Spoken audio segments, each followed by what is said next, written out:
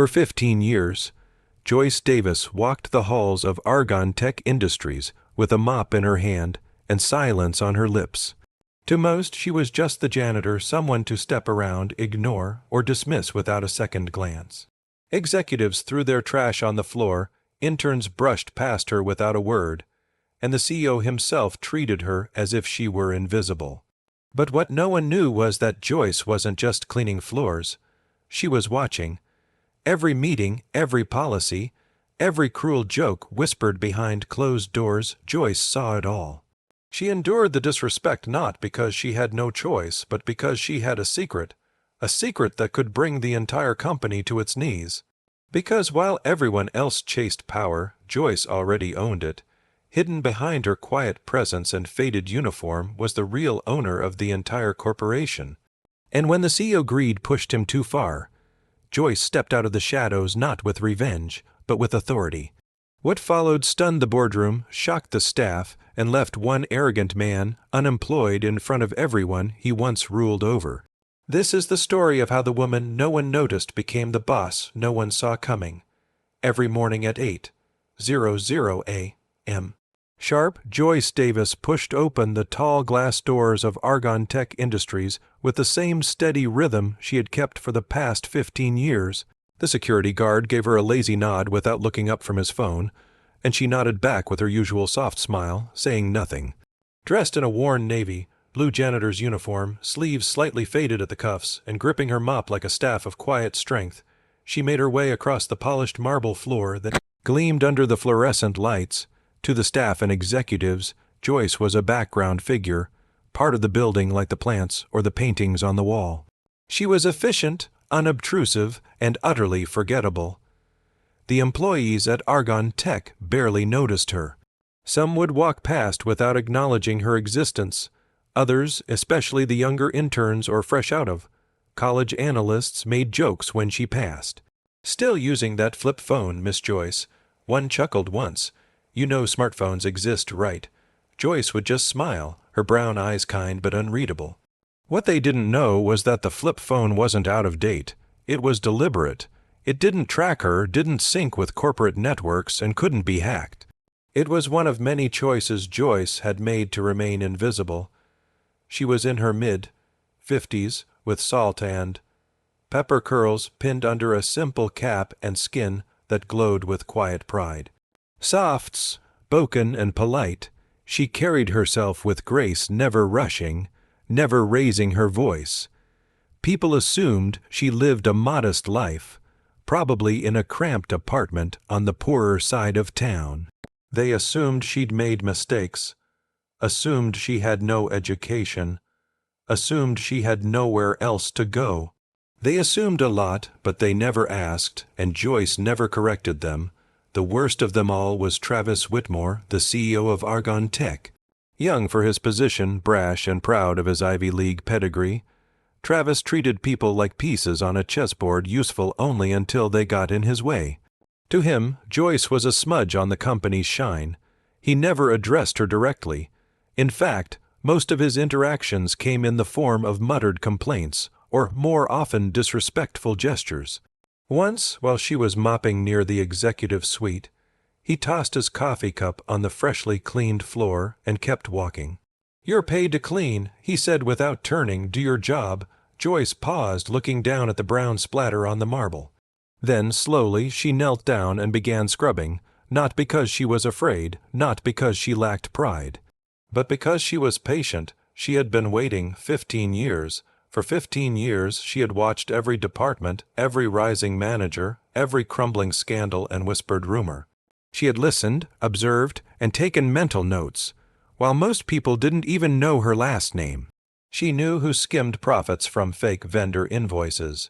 She knew which board members were playing dirty with competitors. She knew the names of assistants covering up executive affairs and the janitorial staff, who were underpaid while upper management cashed quarterly bonuses worth luxury cars. Joyce moved through Argonne Tech like a ghost with perfect vision, unseen, but always present. Her ears were sharp, her memory sharper. She noticed when the finance director suddenly changed cars. She caught conversations between HR managers that spoke of illegal firings. She recognized patterns no one else cared to look for, and above all, she watched Travis. He was smart, she'd give him that.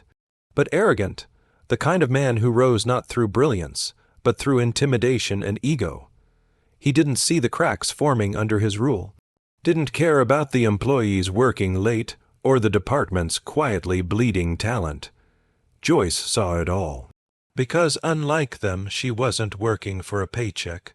She was working for a purpose. In a locked drawer of her modest one-bedroom apartment sat a thick file filled with company secrets, financial ledgers, signed agreements, and trust documents.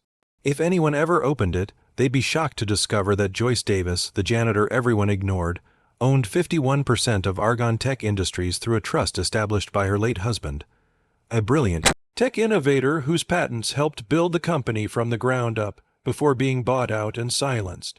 Joyce had stayed quiet all these years because she wanted to see the truth for herself. Who could be trusted? Who truly worked for the company, and who only worked for themselves? The day was coming soon. The day when the woman no one noticed would stand at the front of the boardroom and remind them all she had been watching. And now she was ready to act. It was past 10 p.m. when the last echo of footsteps faded down the long hallway of Argon Tech's executive wing.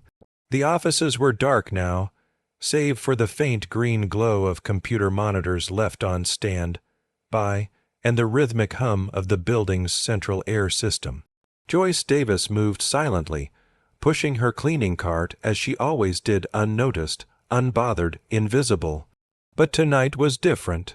She had seen something earlier, a rushed departure. Travis Whitmore's assistant, Lucy, had stormed out in a flurry of texts and panic, mumbling something about a family emergency. In her haste, she had forgotten the one thing Travis demanded every night: lock the office door. Joyce stood before the door now, motionless. Her heart was steady, though her fingers tensed just slightly on the mop handle. She looked left, right.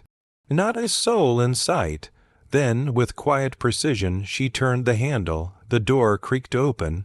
Travis's office was as arrogant as the man himself: mahogany desk, floor, to ceiling windows, and a massive oil painting of himself shaking hands with a former senator. It reeked of power and ego, but Joyce didn't waste time. She knew exactly where to go. In the corner stood a vintage, brass-handled filing cabinet, beautiful, expensive, and locked usually. But tonight it clicked open with the gentlest tug. She thumbed through the folders, eyes scanning quickly. Budget reports, vendor audits, executive bonuses. Then she saw it. A thick red, marked folder labeled "Confidential, Takeover Plans."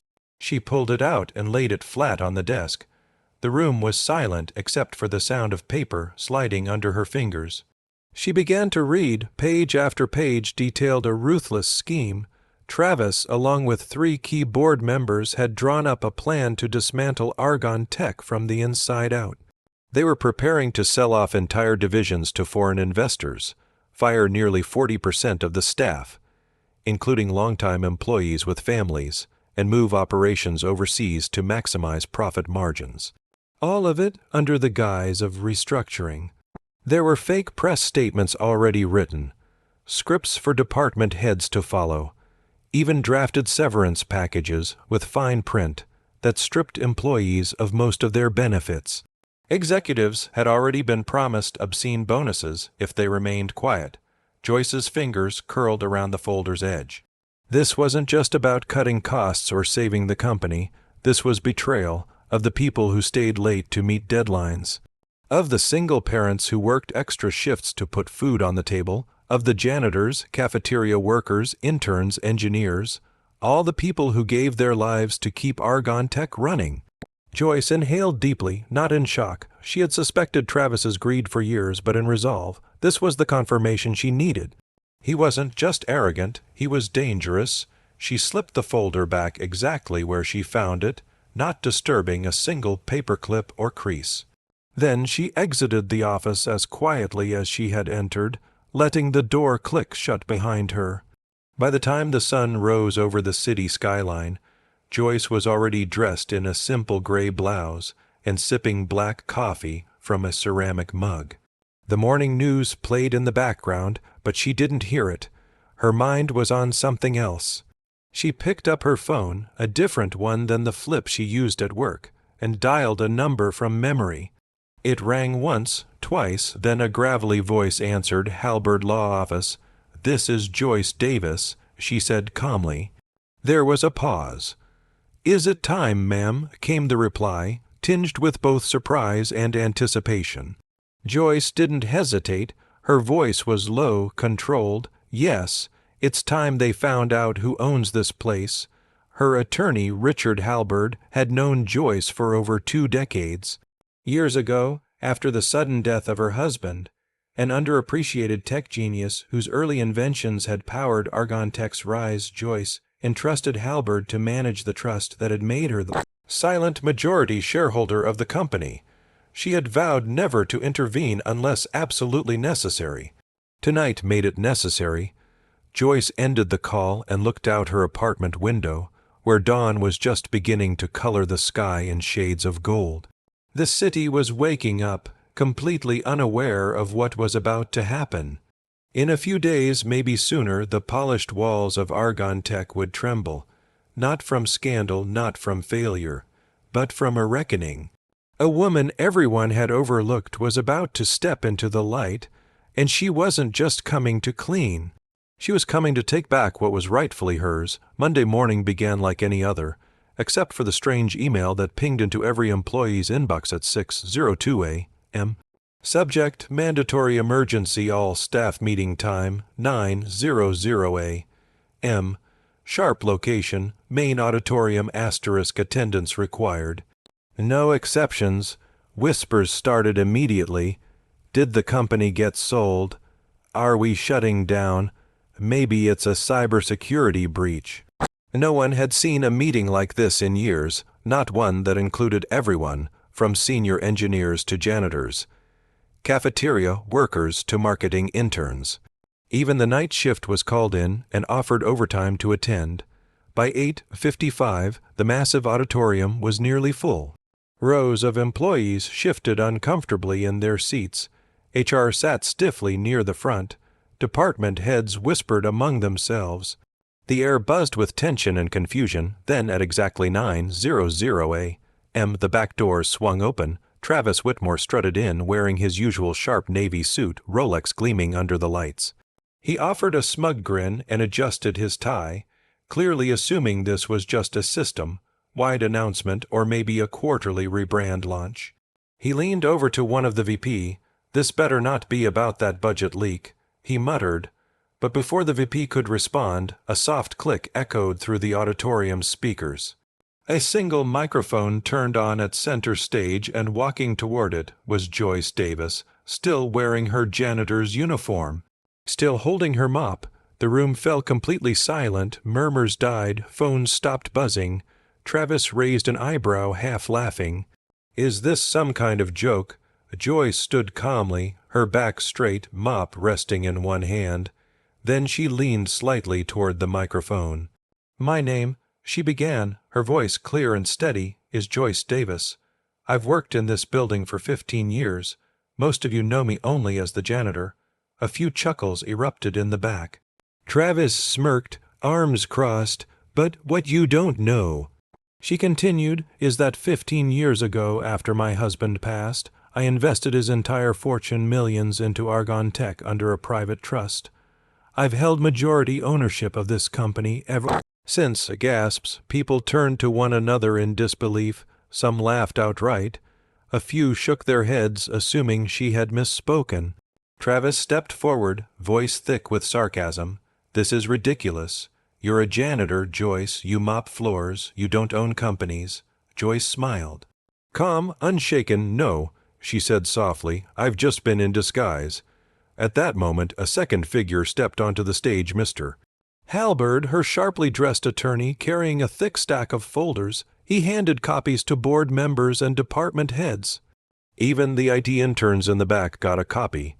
Inside were legal documents, stock certificates with her name, trust agreements signed and notarized. executive orders bearing Joyce's initials, confidential memos from Argonne Tech's founding board confirming her rights. Everything was legitimate, everything undeniable. The crowd stared in stunned silence. I stayed silent all these years. Joyce said, voice calm but full of power, because I wanted to see who truly cared about this company, who treated others with respect, who showed up with integrity, and who only cared about them. Title, she looked out at the crowd, eyes moving slowly across the faces of those who had laughed at her, ignored her, dismissed her. She wasn't angry, she was simply done hiding, and now, she continued, turning toward Travis, it's time for a change. Travis scoffed, stepping forward with fake confidence. You think you can just fire the CEO? That's not how this works. Joyce locked eyes with him, then raised her voice for the first time that morning. Effective immediately, Travis Whitmore, you're fired. The room exploded, gasps, shouts, a few claps. Then a ripple of applause began to grow. From the back rows, from the maintenance staff, from the overlooked employees who'd suffered under Travis's rule. They knew what this moment meant. Joyce remained still, letting it settle. Travis, stunned, looked around for backup, but the board members were too busy flipping through legal documents. Halberd stood beside Joyce, arms crossed. Even security guards were glancing toward her, waiting for a signal. Pack your office, Joyce said simply, and this time don't leave a mess. My team just cleaned it. The crowd erupted in laughter, and this time it wasn't cruel. It was vindication, and as Travis stormed out, red, faced and humiliated, Joyce turned back to the microphone one last time. This is just the beginning, she said. We're not tearing this company apart, we're rebuilding it, together. And for the first time in years, the employees of Argonne Tech stood as one. Not for a boss, but for a leader. The silence that followed Travis Whitmore's firing was thick with disbelief. The man who had barked orders, insulted employees, and strutted through the halls like he was untouchable now stood pale, faced at center stage. His mouth opened and closed, struggling to find words that once came so easily. You can't do this, he sputtered, turning to the board members for support. I built this company. Joyce Davis raised an eyebrow, her expression calm but razor sharp. No, Travis, she said, her voice carrying the weight of truth.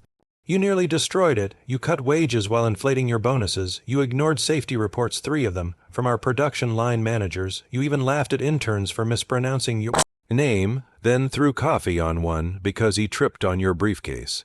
And let's not forget. She held up her phone and pressed play. A grainy video projected behind her. In it, Travis could be seen storming through the lobby, knocking over a stack of marketing posters and shouting obscenities at a junior designer for a missed color in a pitch deck. The room watched in stunned silence as the footage rolled. Joyce turned back to him. I built the foundation of this company with the money my husband earned creating its core technology. I believed in its mission. You just sat on top of it, like a king with no crown. Security appeared at the side doors. The guards looked at Joyce, who nodded once. Escort him out, she said plainly. Travis began to protest, flailing, red-faced, but his words drowned under a tide of murmurs. Few employees recorded as he was led down the aisle, his $5.00 loafers squeaking awkwardly against the polished floor. And just like that, the mighty had fallen. Backstage, the board members were already in crisis mode. Lawyers pored over the paperwork Mr. Halberd had delivered. It was airtight. There were no loopholes, no delays, no alternate interpretations.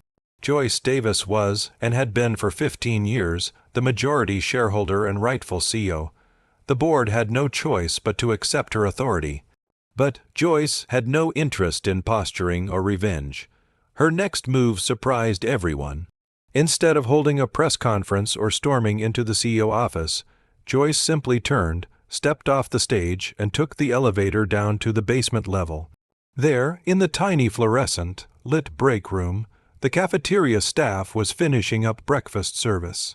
A janitor was wiping down tables, and a few night shift workers sat sipping vending machine coffee. All of them froze when they saw her walk in, still in her uniform, still holding her mop. Joyce smiled and sat at a folding table. Mind if I join you? There was silence at first, then a shy nod. She leaned in. Tell me, what do you need? What would make this place better? Not the PR version, your version. Slowly, the room came to life. They spoke about broken equipment that took weeks to get replaced, overtime without fair pay, the lack of childcare support, the outdated uniforms, the disrespect. Some even admitted they had thought about quitting, until today. Joyce listened to every word. By Friday, change was already underway. Salaries for support staff and low-level employees were increased across the board. An in-house health clinic was introduced and new health care packages including mental health services were added. A confidential grievance hotline was set up, operated independently, so no voice would ever go unheard again. And the biggest shock of all, a new policy rolled out. Mandatory respect and empathy training for all executives and managers, starting with Joyce herself. Department heads were stunned. This is real. One of them whispered to a colleague, staring at the memo. She's actually changing things. An engineer from R&D replied softly, we had no idea she was watching us this whole time. Upstairs, Travis's nameplate was gone. His lavish corner office was being turned into a think tank, open space for creative collaboration. The leadership conference room, now half of it was a wellness zone with quiet booths, calming lights, and plant walls. Word began to spread, internally, then publicly. Employees were talking, news was leaking, and Joyce Davis, the janitor-turned-CEO, became a symbol of quiet power and integrity. She had spent 15 years in the shadows not because she was weak, but because she was wise. She had studied every crack in the walls, every fault in the foundation, and now she was rebuilding the company from the ground up. With the people who made it run. The fall of Travis Whitmore wasn't just about corporate scandal or revenge. It was about restoration. It was about finally lifting up the voices that had always been silenced, and Joyce Davis was just getting started.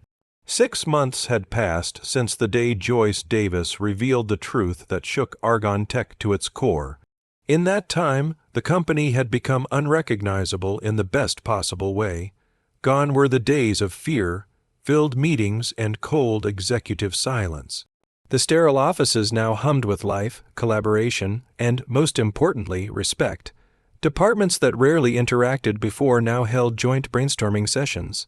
Cafeteria meals were improved with input from the very staff who served them. Even the suggestion boxes once dusty and ignored were now digital dashboards reviewed weekly by a cross-level committee. Productivity skyrocketed. Employee turnover dropped by 60%. Innovation, the best it had been in years. But it wasn't just about metrics. It was about how people felt. Janitors, interns, and cafeteria staff no longer walked through the hallways with eyes downcast. They were greeted with smiles, high fives, even thank yous. Joyce had set a precedent, one that echoed through every floor. Everyone matters. Her story didn't stay inside company walls for long. Once word got out, the internet did what it does best. Articles flooded in, from mop to mansion. Woman quietly owned tech giant for 15 years, CEO fired by the janitor. And rightfully so. She wasn't just cleaning offices, she was cleaning house. News crews camped outside Argonne Tech headquarters. Every outlet wanted a piece of the story. Social media exploded with posts praising her humility and brilliance.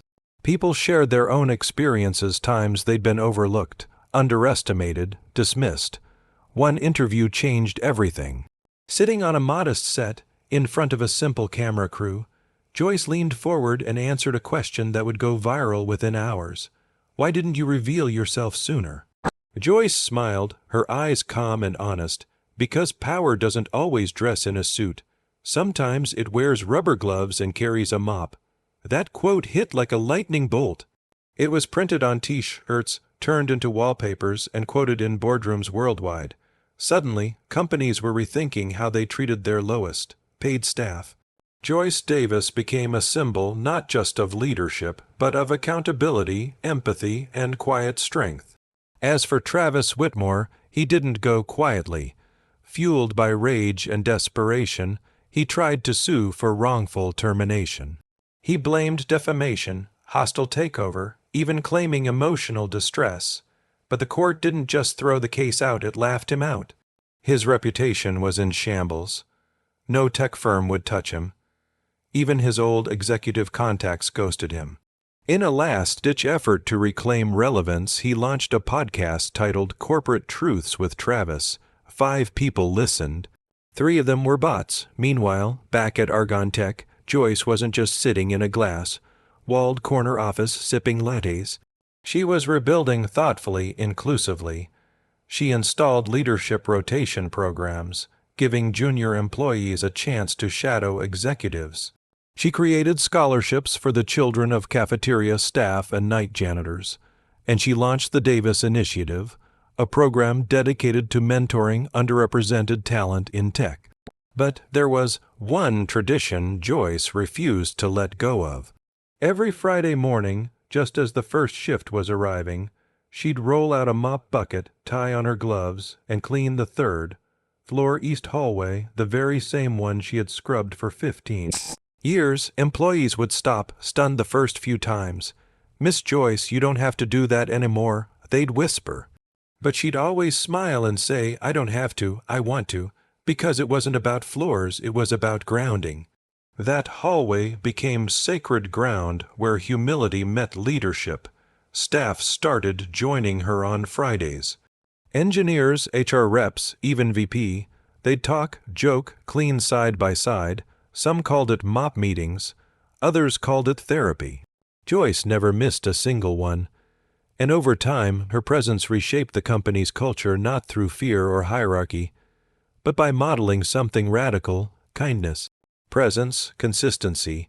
She proved that respect isn't measured by what someone wears, but by how they treat others when no one's watching.